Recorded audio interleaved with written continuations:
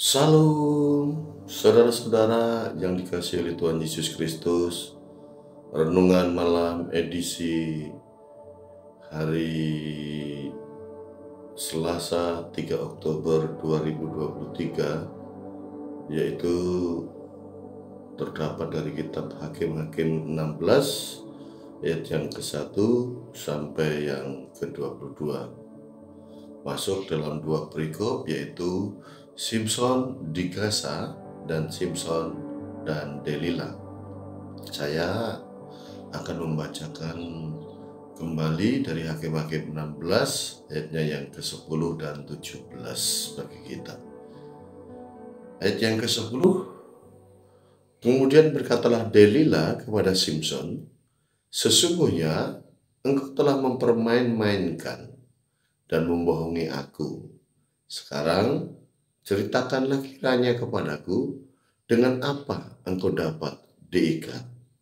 Dan pada ayat yang ke-17, maka diceritakannya kepadanya segala isi hatinya. Katanya, kepalaku tidak pernah kena pisau cukur, sebab sejak dari kandungan ibuku, aku ini seorang ngesir Allah. Jika kepalaku dicukur, maka kekuatanku akan lenyap daripadaku, dan aku menjadi lemah dan sama seperti orang-orang lain. Sampai demikian jauh pembacaan firman Tuhan, firman pelita bagi kakiku dan terang bagi jalanku. Saudara-saudara, Hakim-Hakim 16 ayat yang ke-1 sampai yang ke-12, saya mengambil tema cinta itu buta. Saudara-saudara, mungkin kita masih ingat musisi Jawa Timur era tahun 80-an, yaitu Gomloh. Gomloh pernah menulis sebuah syair dalam lagu lelucon pendek atau lepen yang mengatakan, kalau cinta sudah melekat, tai kucing rasa coklat.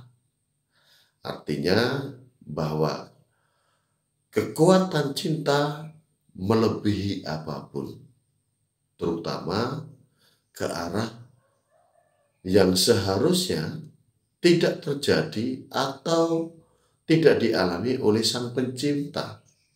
Dan kekuatan cinta yang demikian adalah cinta yang buta atau cinta yang konyol. Cerita dalam nas kita ini tentang Simson dan Delila, yang mana kita tahu Simson adalah seorang gagah perkasa karena kekuatan yang menjadi pemberian Allah kepadanya hanya sekejap saja dipatahkan oleh seorang wanita yang cantik jelita, yaitu Delila, yang berhasil menaklukkan seorang Simson dengan kecantikannya, yaitu membuka rahasia kekuatan yang ada padanya. Kita melihat awal mula bujukannya pada ayat yang ke-10 tadi. Berkatalah Delila kepada Simson, sesungguhnya engkau telah mempermain-mainkan dan membohongi aku. Sekarang ceritakanlah kepadaku dengan apa engkau dapat diikat. Perkataan pada ayat yang ke-10 itu diikuti sampai 3 kali. Dalam ayat yang ke-13 dan yang terakhir ayat yang ke-16 sebagai puncaknya, ketegaran hati seorang Simson runtuh seketika hanya karena rayuan yang mengandung bencana tapi sangat menggiurkan. Mungkin ada pepatah mengatakan, sepandai-pandainya tupai melompat akhirnya jatuh juga. Inilah yang terjadi pada Simson pada waktu itu. Demikian ketegaran hati Simson akhirnya runtuh, menyerah karena cinta kepada Delila mengalahkan segalanya. Saudara-saudara, persoalan antara Simson dan perempuan sundal Delila karena nafsu yang tak terpuaskan mengakibatkan kehancuran. Itu ayat 6 dan ayat 19 sampai ke 21. Di sini Simson lebih mementingkan pemuasan hawa nafsu dibandingkan menyenangkan hati Allah yang kudus. Dikarenakan Simson berkompromi dengan keinginan Delila yang meminta rahasia kekuatannya. Berarti Simson telah mengabaikan Allah dan ingin hidup dengan bangsa jahat di Kanaan. Ulangan 17 ayat yang ke-1 sampai ke-4. Artinya apa? Simson telah berkompromi dengan orang-orang Dursila, orang-orang yang telah menyembah berhala. Itu berarti ia telah membuka kehidupannya terhadap kuasa iblis, dan sikap yang demikian ini menyakitkan Allah karena ia telah siap untuk meninggalkan Allah.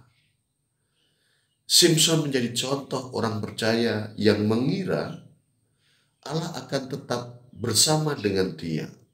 Allah tetap menyertainya sekalipun mereka terus hidup di dalam dosa. Tetapi ternyata Allah meninggalkan hakim yang tidak taat, yang tidak setia, yang tidak tahan pencobaan dan godaan sebagaimana Simson. Saudara-saudara, hidup yang kita hadapi saat ini juga penuh dengan ujian yang berat, juga penuh dengan cobaan dan godaan. Ketika kita tidak tahan, ketika kita tidak kuat, terlebih ketika iman kita lemah, kita akan mudah terjatuh ke dalamnya.